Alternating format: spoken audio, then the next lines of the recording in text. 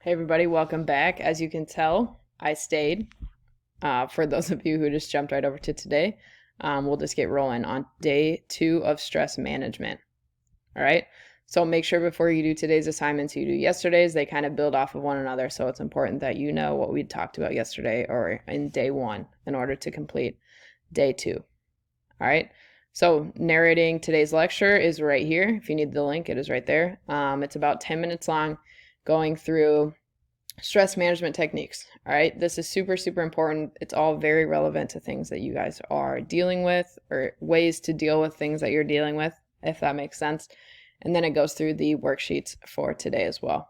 Okay. The slides are right here if you want those. The slides are also right here. For the worksheet, you're going to click here on the PDF. Make sure you download that. Worksheet number 3 is just going to be that first page, and worksheet number 4 will be the last page. If you're confused on the instructions, let me know. Tried to go over them a little bit in the PowerPoint, but you should be able to just follow it, read it through, fill out what it's asking you to fill out, make sure you hit all the points. The main thing for today is make sure you be specific.